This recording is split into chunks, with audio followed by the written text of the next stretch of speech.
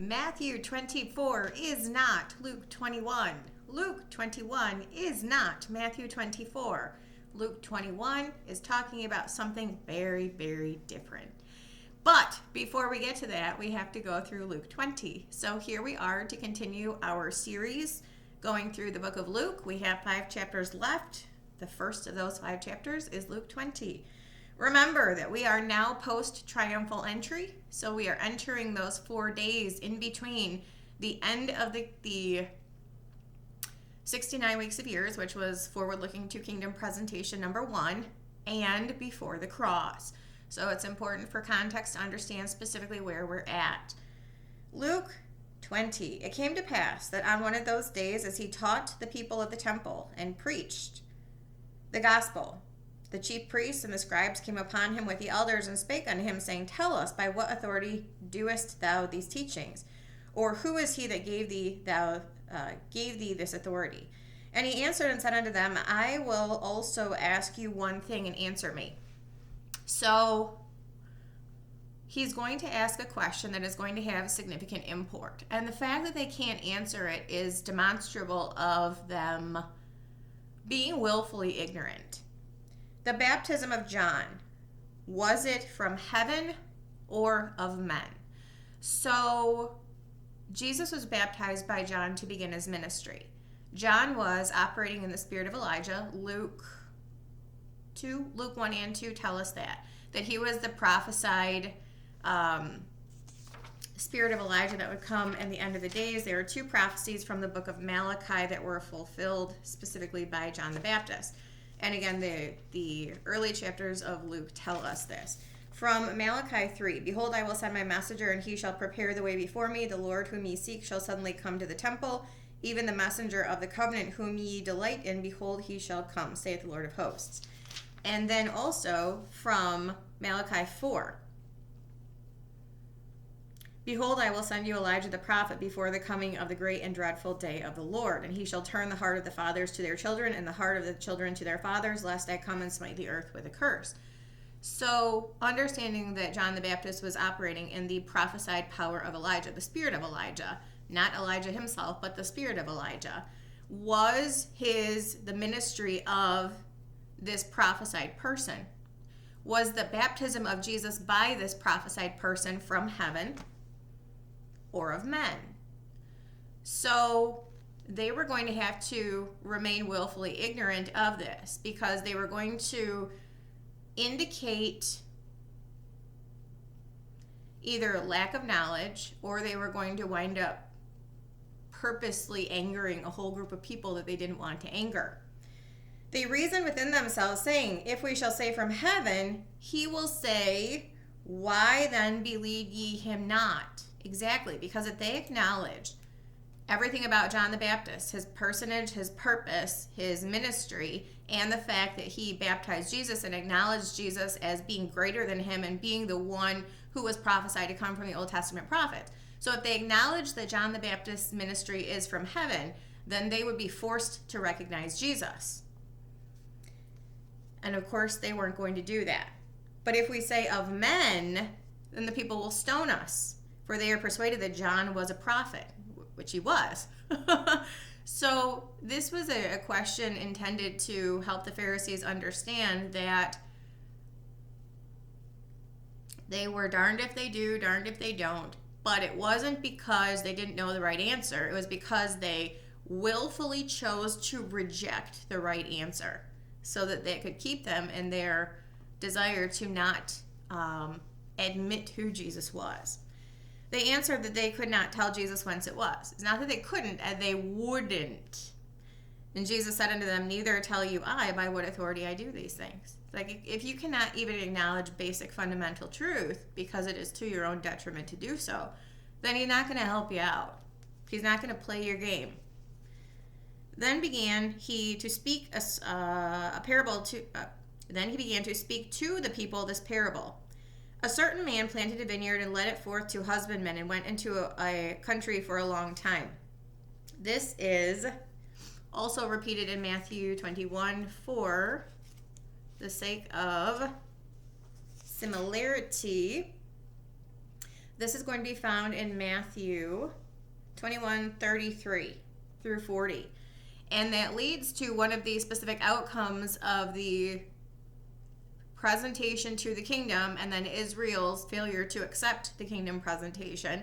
In Matthew 21, it leads to Jesus taking the kingdom off of the table for Israel, delaying it to a second coming, and in the interim offering it to Gentiles under new covenant. So that is the context in Matthew 21's parable, leading forward to the acknowledgement of Israel did a boo-boo. And they're going to be judged for said boo-boo. So here we find it also in Luke 20. So a certain man planted a vineyard and led it forth to husbandmen and went into a far country for a long time. And at the season he sent a servant to the husbandmen that they should give him of the fruit of the vineyard, but the husbandmen beat him and sent him away, empty. And again he sent another servant, and they beat him also and entreated him shamefully and sent him away. And again he said to a third, and they wounded him also and cast him out.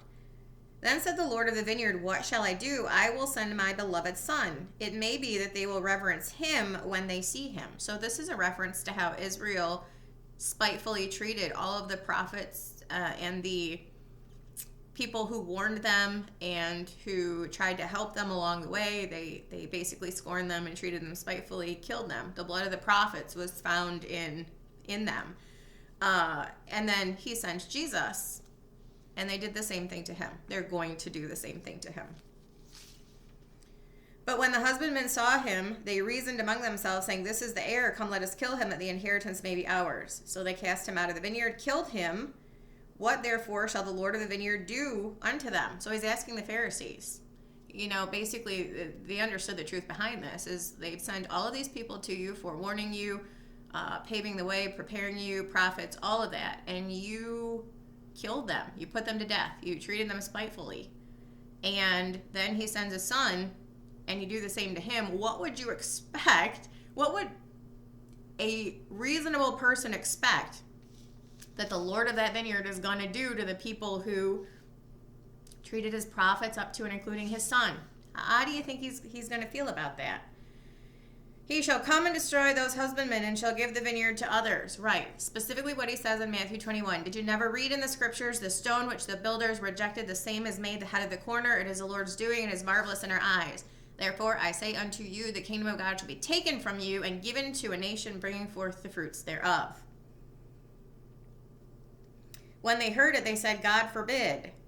And he beheld them, and he said, what is this then that is written? The stone which the builders rejected, the same is made the head of the corner.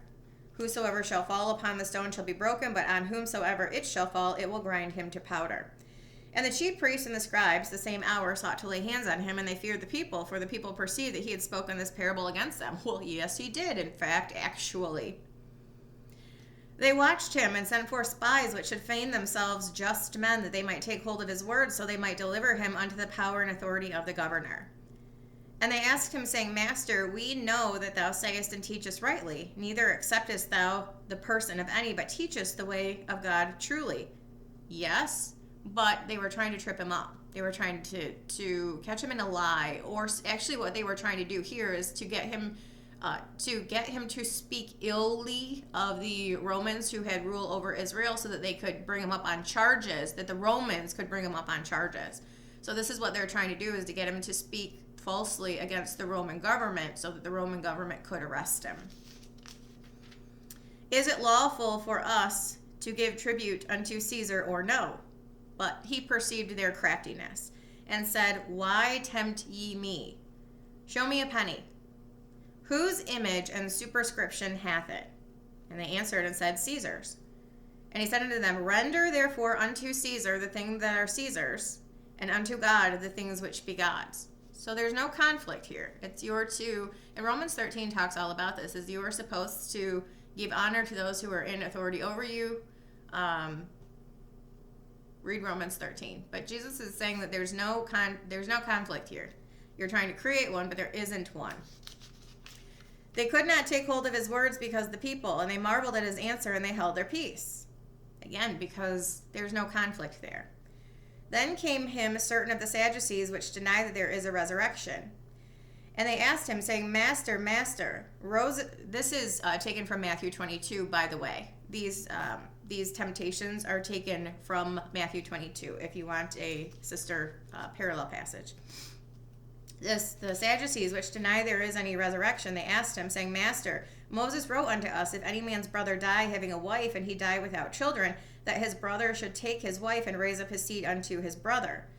There were therefore 7 brethren, and the first took a wife and died without children. The second took her to wife, and he died childless. The third took her, and in the manner the 7 also.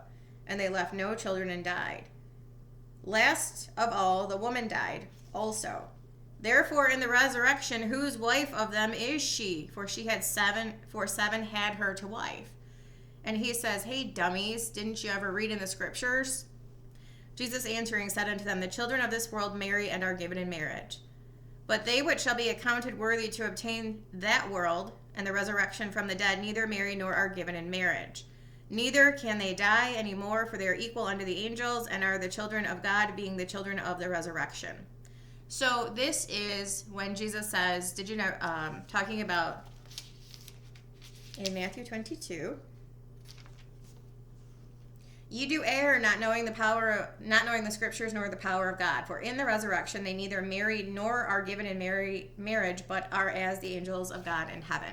So this means that just like the angels of heaven were never supposed to marry or be given in marriage and thus not procreate, which is why it was a sin against God for them to come to earth and do that, and why he judged the world the first time. The angels of heaven don't marry and they're not given in marriage. There is no procreation. And in the resurrection, we shall be as that. Not that we will be angels, but the same will apply to us, is that we will not marry or be given in marriage, thus not procreate. The reason for that is thus. It is a fixing of what happened to Adam and Eve in the garden. Adam was part of dueling marriage covenants. He had a marriage covenant with God. He was the wife and God was the husband. So his obligation to God was to submit, like a wife submits to her husband, and God had the duty to love. And then the gifts portion of Adam's marriage covenant with God was woman. Woman had the duty to submit to Adam, and Adam had the duty to love her. So he had a conflict of roles here because she screwed up. And then he loved her and he gave his life for her. So he passed the love test in his covenant relationship with her. But he failed in the submission part of his covenant with God because of that. But God loved him and shed the blood of the lamb to clothe them. But he kicked him out of the garden, sent him on their way, and gave him an expiration date. So the remedy for that situation is that once we are glorified in the resurrection, we shall never have dueling roles in any covenant where our loyalties could be split between someone else and God. They will only ever be to God in the future, so that what happened in the garden with Adam can never happen again. Now that the dead are raised, even Moses showed at the bush when he called the Lord the God of Abraham, the God of Isaac, the God of Jacob, for he is not a God of the dead, but of the living, for all live unto him. So, in case you guys weren't aware, the remedy for us being glorified and not being part of any other covenant relationship is so that what happened to Adam can never happen to anyone again. There will never be another fall of mankind. And that was a result of split loyalties. The certain of the scribes answering said, Master, thou hast well said. And after they durst not ask him any question at all, they dared not. Yeah, because he's not going to fail, folks. And you're just going to be made to look even more stupid every single time. He said unto them, How say they that Christ is David's son? David himself saith in the book of Psalms, The Lord said unto my Lord, Sit thou at my right hand till I make thine enemies thy footstool. And David therefore calleth him Lord. How is it that he then is his son? Because Jesus very clearly says in the book of Revelation, chapter 22, he is the root, father, and the offspring, son of David. That's how. Even though he is of the tribe of Judah, born on earth, incarnated through God the Son, he's still the father of David because he's God. Then in the audience of all the people, he said unto his disciples, beware of the scribes which desire to walk in long robes and love greetings in the markets and the high seats in the synagogues and the chief rooms at feasts, which devour widows' houses, and for a show make long prayers. The same shall receive greater damnation. Because they knew more. They knew more. So